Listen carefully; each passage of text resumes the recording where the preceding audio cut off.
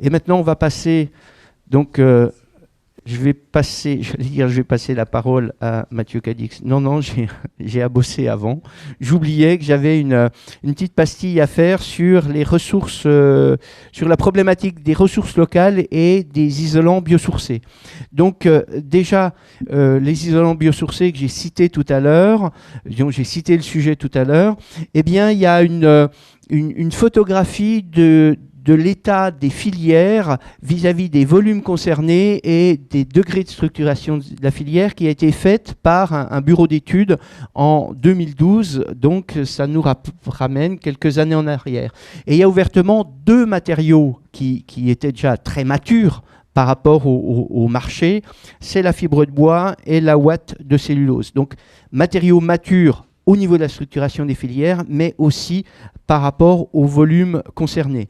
Vous avez un deuxième groupe de matériaux qui commençaient à être repérés comme étant des vrais matériaux isolants, pouvant être utilisés dans une approche assez aisée par rapport à la connaissance de la technique, tout ça. Le chanvre, soit en laine de chanvre, soit en béton de chanvre, ou en enduit chanvre chaud ou chanvre terre. La paille, sous forme de bottes. Le lin, en panneaux. Le textile recyclé en panneaux ou en vrac, la laine de mouton, généralement en rouleau, et le liège. Donc là, le groupe 2. Le groupe 3, donc des matériaux qui sont plutôt nouveaux, qui se cherchent, donc qui souvent sont cantonnés à un espace géographique limité parce que c'est des acteurs de territoire qui sont derrière. Roseau, miscanthus, herbe, paille de lavande, plaquettes de bois, et puis j'irais des réflexions pour mettre en place des matériaux nouveaux qui sont plus là tout juste dans la phase R&D, plumes de canard, balles de céréales, kenaf, coco, algues, copeaux de bois. Donc ça, c'est la photographie il y a 11 ans. Et là, maintenant, je vais vous amener la photographie actuelle, donc 10-11 ans après, où en est-on? Alors, il y en a déjà un qui a disparu, c'est la plume de canard. Donc, il y avait un industriel derrière. Ça n'a pas marché. En fait, il ne s'est pas remis d'une crise qu'il y a eu sur les volailles. Et ça ne marchait qu'avec une agriculture hyper concentrée de la volaille. Donc, est-ce que c'était une filière à soutenir? J'en sais rien. Mais en tout cas, elle est morte depuis. Et sur les autres projets, enregistrer que la fibre de bois et la ouate de cellulose continuent à faire, je dirais, cavalier double, pas seul, mais en tête. Donc, ces filières ont encore gagné en maturité et en volume concerné. Dans les matériaux du groupe 2, il y en a deux qui ont gagné fortement, c'est le chanvre et la paille. Et puis un matériau du groupe 3 qui est devenu un matériau du fait d'un industriel, d'un brevet suisse et d'un industriel qui est derrière. Les panneaux d'herbe sont devenus des matériaux potentiellement courants, en tout cas qu'on peut utiliser comme la laine de mouton ou les panneaux de lin ou de liège. Et puis, dans les matériaux qui étaient seulement réflexion à l'époque, là, la couleur automatique s'est mise, mais je lis la petite bulle bleue qui vient d'apparaître. Balles de riz et d'épeautre. Et pour moi, c'est ouvertement une filière qui a un gros potentiel, mais qui n'est plus du fait du riz. La réalité du riz, c'est plus en Provence, Alpes-Côte d'Azur, qu'on voit le développement, ou en Occitanie, qu'on voit le développement de cette nouvelle filière. Et sinon, la paille de riz, c'est un industriel de Rhône-Alpes, de l'Ain, qui faisait de l'isolant mince réfléchissant, qui s'est dit, tiens, je vais investir dans le biosourcé car c'est porteur. Donc, il y a des panneaux de paille de riz qui sont finalement, on n'en parlait pas il y a 10 ans et maintenant, c'est un produit qui est proposé. Alors, par rapport à ça, on peut se poser tout un tas de questions sur les isolants biosourcés. Et ce qui est marrant, c'est que les isolants biosourcés, certains sont aussi vieux que la laine de verre ou la laine de roche. C'est-à-dire que vous avez des utilisations de ouate de cellulose ou de fibre de bois qui ont 50-60 ans. Ça veut dire qu'on a découvert la ouate de cellulose et les autres isolants qui ont pris tout le marché en même temps. Mais il n'empêche que quand même, les biosourcés, on les regarde comme des matériaux, je dirais, nouveaux, en disant « Ah oui, mais est-ce qu'ils ont bien tout leur papier, pour prendre une image qui peut parler. C'est-à-dire qu'on demande finalement tout un tas de choses où on a tout un tas de craintes par rapport à ces matériaux-là parce qu'ils seraient nouveaux. Donc première information, ils ne sont pas forcément nouveaux, d'accord ? Et puis, il y a des réponses à plein de questions.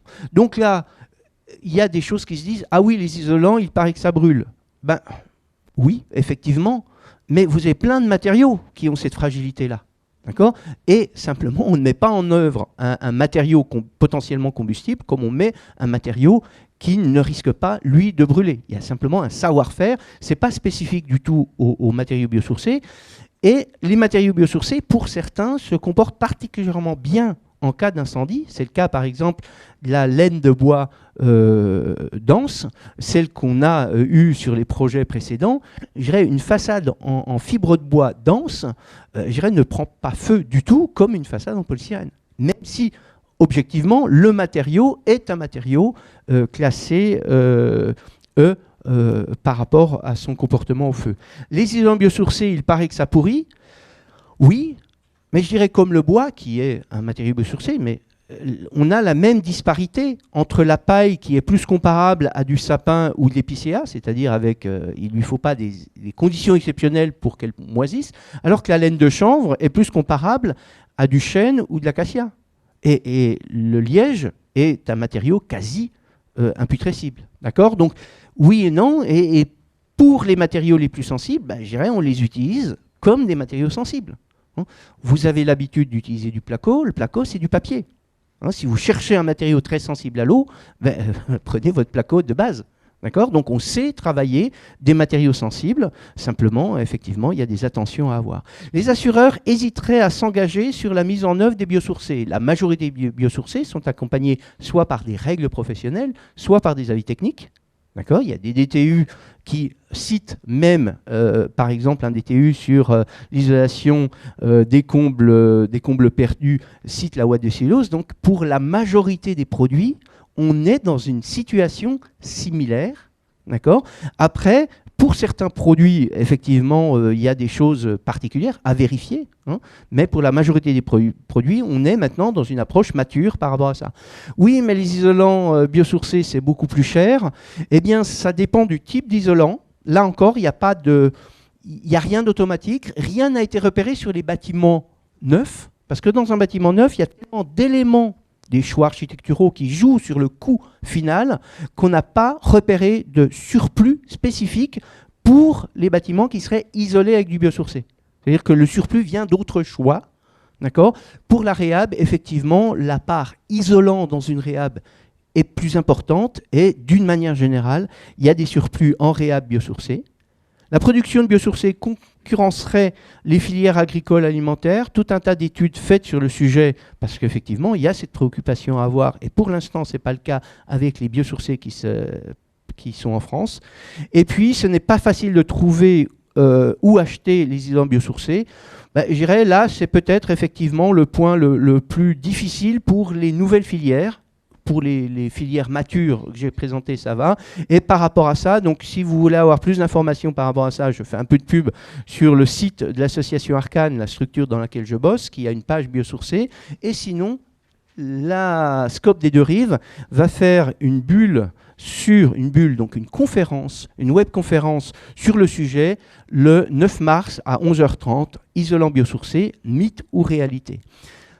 Sur ces sujets-là, je vous mets en référence le nom et le lien pour contacter directement les filières si vous voulez en savoir plus, puisque les filières, les biosourcés sont organisés autour de filières.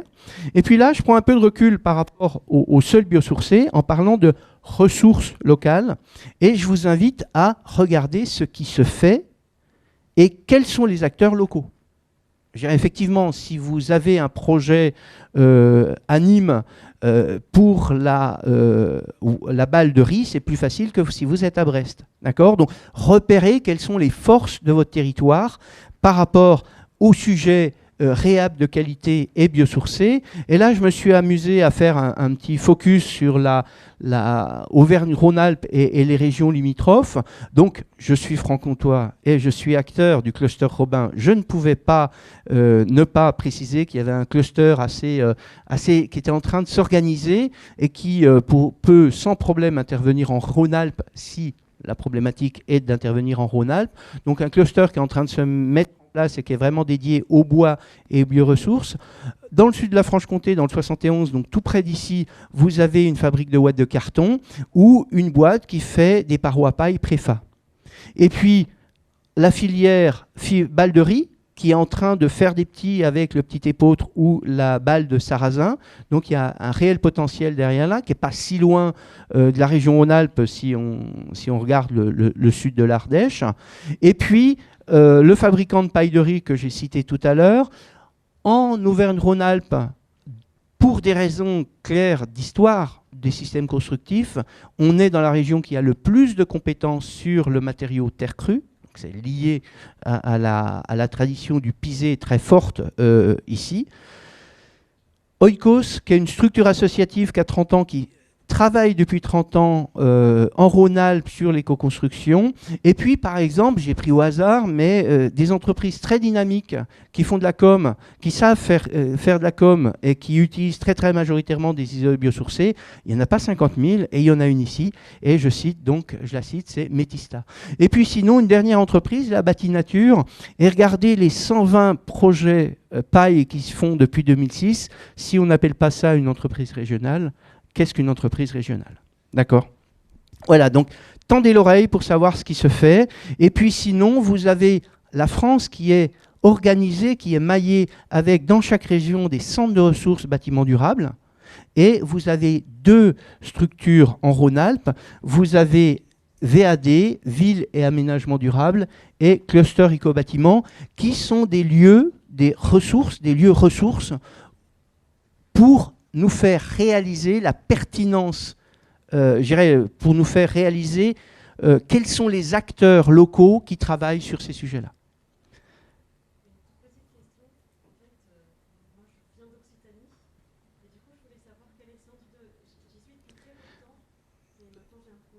Alors, pour l'Occitanie, le centre de ressources, c'est Envirobat Occitanie. Occitanie qui a son siège à Toulouse et une annexe à Montpellier. Et vous avez l'adresse là, puisque vous aurez accès au diaporama, vous avez l'adresse là pour avoir l'ensemble de ces informations-là. On va passer maintenant au second projet. Une petite question. Normalement, il n'y a pas de question après les pastilles, c'est des petits flashs comme ça. Ouais. Oui, ouais, c'est hors micro. La question, c'est est-ce que tous les panneaux biosourcés ont le même déphasage thermique? Le déphasage thermique, il provient de deux choses, de la densité du produit et de la chaleur spécifique du produit. La chaleur spécifique du produit, elle est quasiment la même pour les biosourcés, en tout cas, elle est plutôt séduisante, d'accord? Après, c'est la densité. C'est-à-dire qu'une laine de mouton qui est à 12 kg le mètre cube n'a pas du tout le même déphasage qu'une fibre de bois qui serait à 220. Puisque la densité joue fortement dans cette valeur. Mathieu Cadic va venir nous présenter un projet. Donc c'est le local de l'étape.